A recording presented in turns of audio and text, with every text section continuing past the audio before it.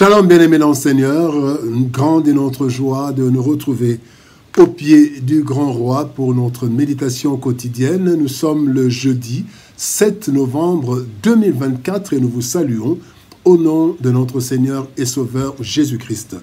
Pour notre méditation ce jour, nous allons lire un texte dans les évangiles. L'évangile selon Jean, chapitre 14, verset 27, dans deux versions. Louis II nous dit « Je vous laisse la paix. Je vous donne ma paix. Je ne vous donne pas comme le monde donne.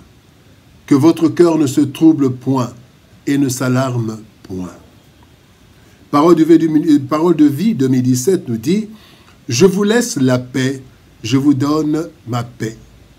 Je ne vous la donne pas comme le monde la donne. Ne soyez pas inquiets et n'ayez pas peur. » La paix de Dieu.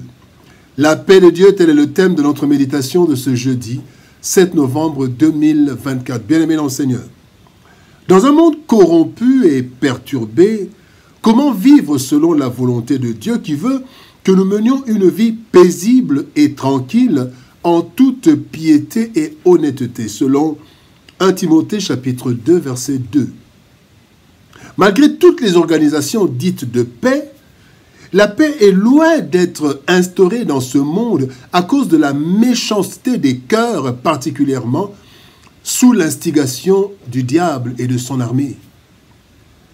Le verset du jour nous révèle une source de paix efficace, car assurée par Christ lui-même. Oui, Dieu nous donne sa paix, différente de celle que tente de donner le monde, différente de celle que tentent de donner les hommes.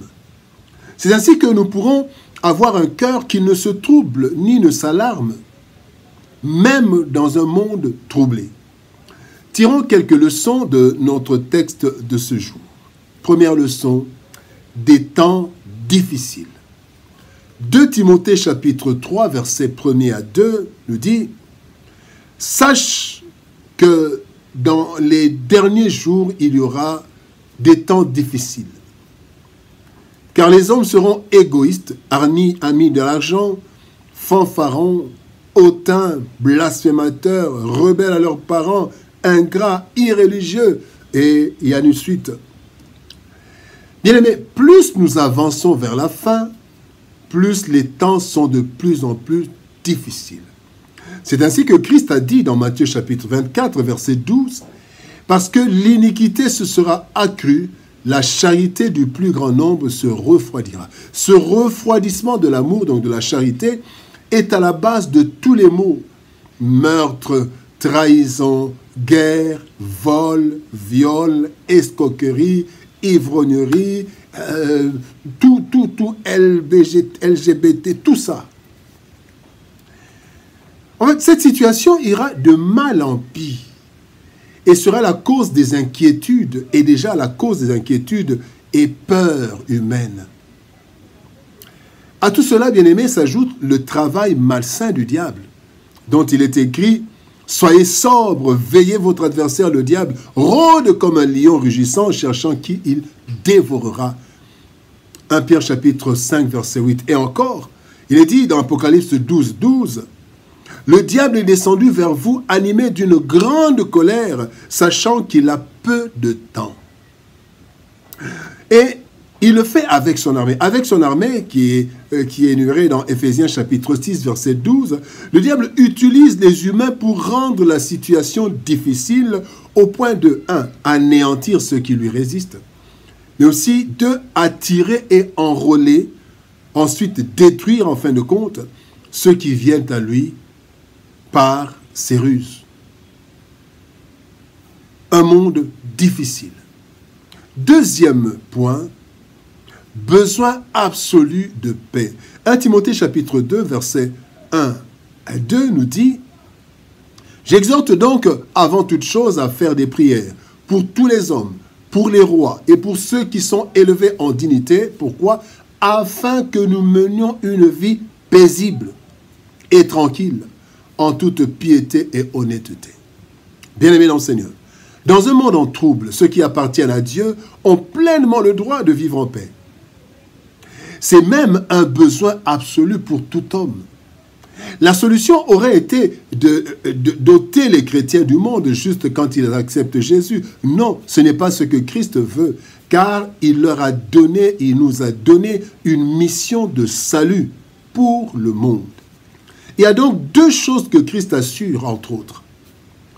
Il assure la préservation du mal. Il l'a prié dans Jean 17, verset 15. Il a dit, « Je ne te prie pas de les ôter du monde, mais de les préserver du mal. » Or, la prière, l'intercession de Christ a toujours été exaucée par le Père. Et deuxième chose que Christ assure, c'est accorder sa paix. Accorder la paix. Jean 14, 27. « Je vous laisse la paix, je vous donne ma paix. » Afin que les siens accomplissent la mission dans la paix malgré les tribulations. Cette protection est infaillible. Jean 10, 29 nous dit, « Mon Père qui me les a donnés est plus grand que tous, et personne ne peut les ravir de la main de mon Père. » Donc cette protection est infaillible. Aussi cette paix surpasse toute intelligence, comme il est écrit dans Philippiens 4, 7. « Et la paix de Dieu qui surpasse toute intelligence gardera vos cœurs et vos pensées en Jésus-Christ. » Le troisième point, parlons de la source sûre de paix. Source sûre de paix. Éphésiens 1, 22 nous dit, « Il a tout mis sous ses pieds et il a donné pour chef suprême à l'Église. » Jésus-Christ. Le monde allant vers sa fin devient de plus en plus difficile et manque de plus en plus de paix. Cela ne surprend pas car, bien-aimés, depuis longtemps, Dieu avait prévenu à travers ses serviteurs dans les Écritures. Puisque Dieu n'est pas surpris, alors, il a pris les dispositions pour les siens. On ne les voit pas, mais il y a des dispositions.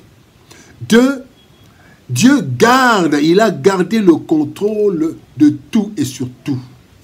Bien-aimés, la paix que Christ donne est une paix qui surpasse toute intelligence, de sorte qu'il peut garder nos cœurs en paix avant même la résolution du problème. Il peut garder nos cœurs en paix et cette paix commence par notre cœur, notre mental. Il peut nous garder en paix, une paix qui nous transmet l'espérance, qui nous renforce. Et aussi, il nous garde nos cœurs en paix en contrôlant l'intensité des problèmes. Quand vous lisez 1 Corinthiens chapitre 10, verset 13, la Bible dit « Dieu ne permettra pas que vous soyez tentés au-delà de vos forces, mais avec la tentation, il préparera aussi le moyen d'en sortir afin que vous puissiez la supporter. » Donc, quand nous avons des problèmes, nous sommes dans la paix. Pourquoi? Parce que, 1, nous savons que la tentation n'est pas supérieure à nos forces, et 2, il y a déjà un plan de sortie. Alors cette paix, bien-aimée, nous l'obtenons par la foi au Père et au Fils, comme le Seigneur Jésus-Christ lui-même a dit dans Jean 14, 1, « Que votre cœur ne se trouble point, croyez en Dieu et croyez en moi. » Et c'est ça la paix que Christ donne. La paix de Dieu. Le monde est dans le trouble. La Bible dit que les jours sont mauvais, Éphésiens chapitre 5, verset 16. Et nous prévient, la Bible nous prévient que les derniers jours que nous vivons déjà seront difficiles. 2 Timothée chapitre 3, verset 1er. L'amour des hommes se refroidit de plus en plus et tout cela crée des situations peu rassurantes. Mais au-delà de tout, il y a Jésus-Christ, le prince de paix, selon Ésaïe chapitre 9, verset 5, qui nous donne sa paix et nous exhorte à bannir l'inquiétude et la peur. Bien-aimés, élu par Dieu, Dieu lui a donné tout pouvoir. Et lui qui a tout pouvoir dans les cieux et sur la terre, nous assure une paix même dans un monde troublé.